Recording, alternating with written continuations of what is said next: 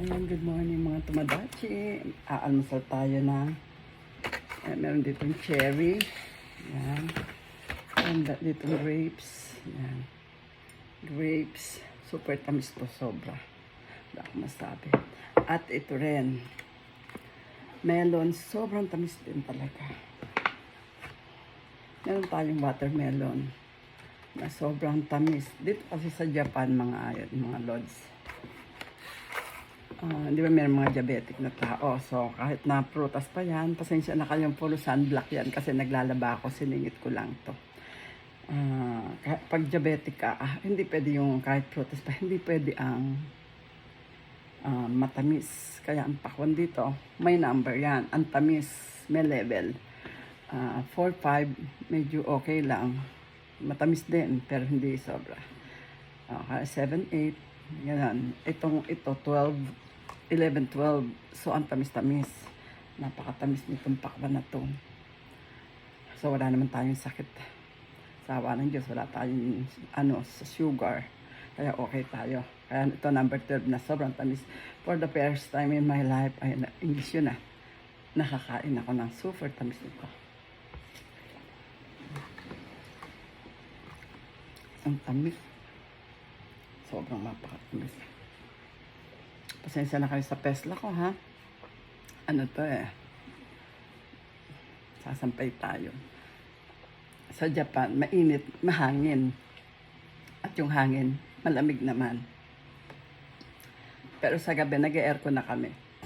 Hindi na malamig talagang Yan.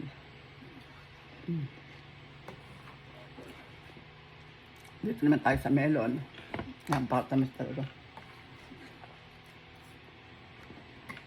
So ito, isang ganito, nabili namin is, ayan ang presyo, 395. Yung piso is 40 pesos, 120. Ayan, puno na to nun. Ayan.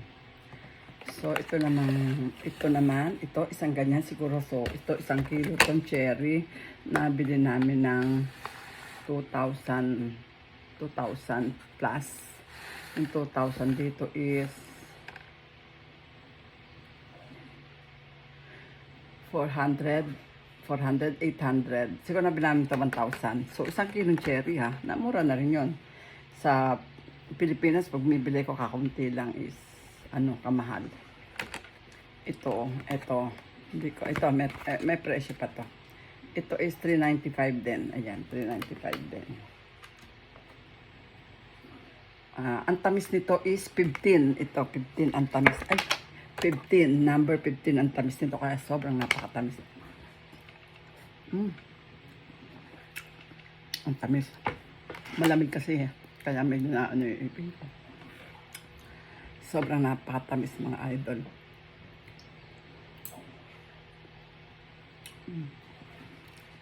Okay. Itong cherry naman.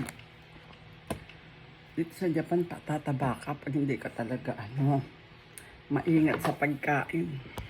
Talaga Kagabi, kami, yakiniko kami, pero dito lang sa bahay kasi nga kadarating lang anak ko. Ito, cherry. So, nahugasan na to. Ito ang cherry natin, okay?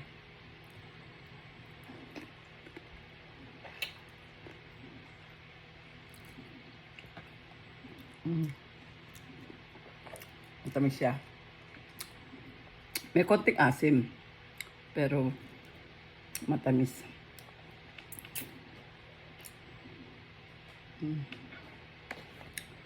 Yan. Sige po. Ito pala. Itong ubas. Ito. Napakatamis din ito sobra. Dito sa Japan, pupunta ako. Siguro, katulad yan ngayon, pupunta na naman ako next month. June, pupunta na naman ako. Second week of June, pupunta na naman ako. O third week of June. Parang ganun. Kasi minsan, siyempre, andito yung mga apo ko. So, kailangan tulungan ko rin anak ko. Kahit paano, nakakatulong tayo kahit paano. Yun lang natin sa mga anak natin. Lalo na Yung anak ko na yan, sobrang napakabait. Halos siya na ang nagbibigay ng pangangailangan namin. Hindi lang kami, pangangailangan ng pamilya ko, mga kapatid niya. Ganon. Siya rin ang nagbibigay ng allowance sa niya, sa lola niya, ganon. Ganon siya kabait. Yun lang ang maitutulong ko sa anak ko naman. At hindi naman siya nanghihingi ng ganon kasi lalo na pag nandito ako, pag ayaw ko magtrabaho. Pag gusto kong kumilos, kikilos ako. Ganon naman yung anak ko. Pag umupunta naman ako dito, lahat naman ng gusto ko, binibili niya. Hindi naman sa kung ano gusto ko talaga, maging bag, alahas, gamit, kahit ano pa yan. Binibili naman niya, o binibigay niya. Kung meron siya, bibigay niya. Kung meron siya, ala akong hiningi sa kanya na hindi niya binigay. Hindi ko sinasabing, kasi kung talagang sobrang bait niya. Mabait siya sa amin, sa pamilya niya, mabait siya sa lahat. Mabait siya sa mga kapatid niya. Kaya napakaswerte ko sa anak ko, sa mga anak ko, lalong-lalo na sa anak ko na to. Wala akong masabi, kaya naiiyak ako.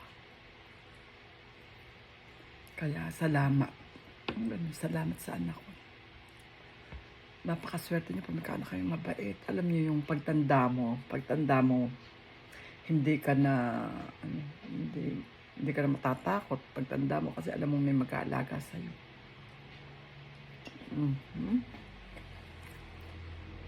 Ang tamis.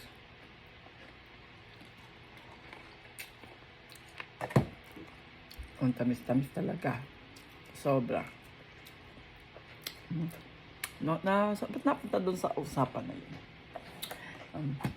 At saka pagka pumupunta ako dito, yung may gusto kong kainin na wala sa Pilipinas, na meron man sa Pilipinas, hindi ganun kasarap. Pupunta ako dito. Ganun. Anytime naman na gusto kong pumunta is ticket lang. Minsan may ticket, kahit na mahal, sige. Gora ako dito. So, minsan naman, pag kukuha na kagad ako ng mga ticket na mura, medyo mura. Kasi pag ang ticket mo nasa 17 lang, wala pang 20, mura na eh. Ganon. Kaya yung mga sinasakyan ko aeroplano, kumikita sa akin yung buwan-buwan.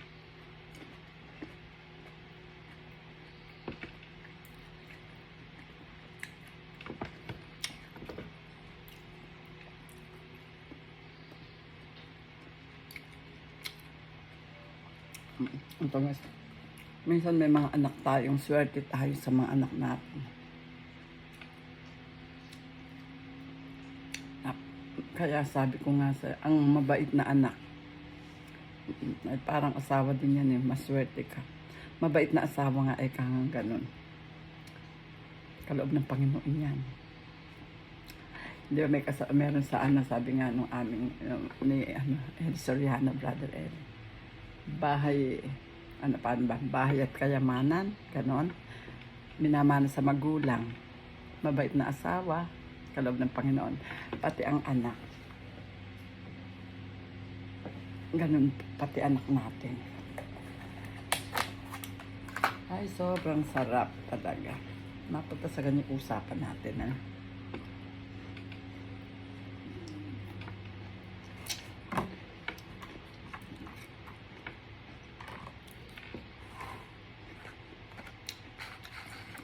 kahit ano pa yan, basta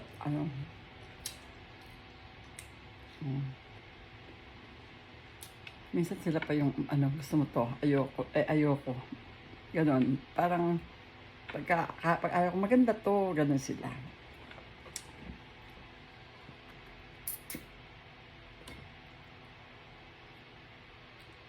Napakaswerte ko sa mga anak ko. Kahit sa asawa, swerte ko.